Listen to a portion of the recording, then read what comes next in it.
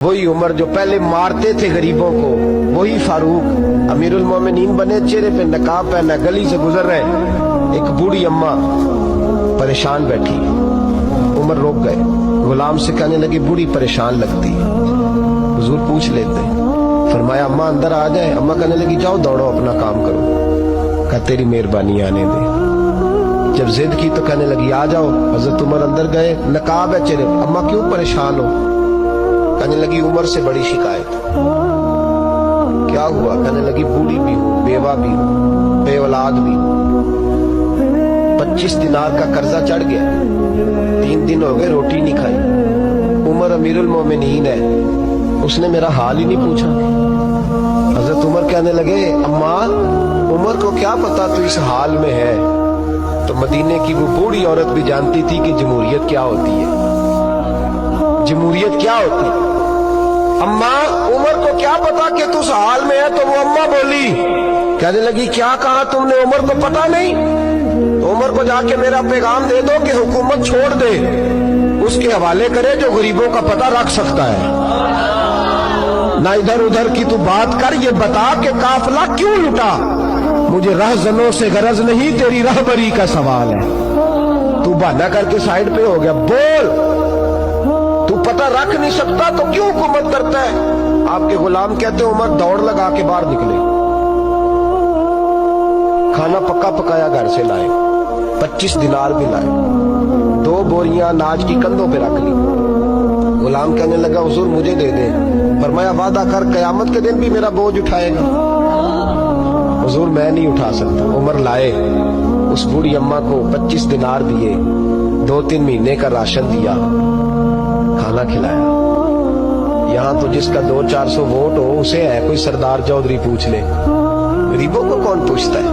لیکن جب میلاد کا انقلاب آتا ہے پھر غریبوں کی عزت بڑھتی ہے۔ حضرت عمر اماں کے پیروں میں بیٹھ گئے، کہنے لگے اماں چل عمر کو میری خاطر معاف کر دے۔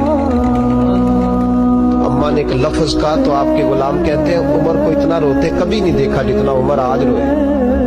اماں کہنے لگی میں کوئی نہیں معاف کروں گی، میں تو بوڑھی ہوں، کسی وقت بھی بلاوا آئے گا، جب میں مروں گی نا نبی پاک میری قبر میں آئیں گے تو میں عمر کی شکایت لگاؤں گی، میں کہوں گی محبوبہ میں غریب نہیں، مجبور، پریشان، آپ نے اس کی ڈیوٹی لگائی تھی، اس نے میرا حال نہیں پوچھا۔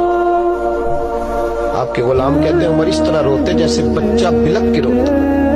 کہنے لگے اماں اس طرح نہ کرنا، عمر بڑا کمزور ہے، وہ بڑا کمزور ہے، وہ یہ شکایت نہ لگانا، عمر بڑا ماڑا ہے، حضور کا سامنا نہیں کر سکے۔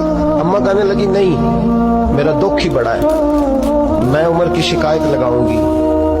حضرت فاروق اعظم منت کرنے لگے تو بوڑھی کہنے لگی چل تیری خاطر عمر کو معاف کیا۔ حضرت عمر کہنے لگے مجھے لکھ کے دے، اماں کہنے لگی تم لکھ دو میں سائن کر دیتی ہوں۔ حضرت عمر نے لکھا فلاں بنت فلاں عمر سے ناراض تھی، پھر عمر نے راضی کر لی۔ وہ اماں دستخط کرنے ہی لگی تھی کہ مولا علی شیر خدا آ گئے، حضرت عبداللہ ابن مسعود آ گئے رضی اللہ تعالی عنہما۔ اندر آتے ہی کہنے لگے عمر یہاں کھڑے ہو، میں سارے مدینے میں ڈھونڈ آیا ہوں، وہ ملک شام کے کچھ سفیر ملنے آئے۔ اماں فٹافٹ اٹھ گئی، ہائے یہ عمر تھا، عمر کے سامنے کہتی رہی۔ فاروق اعظم کہنے لگے نا اماں تو وعدے پہ قائم رہ، تو نے جو کیا ٹھیک کیا، سائن کر۔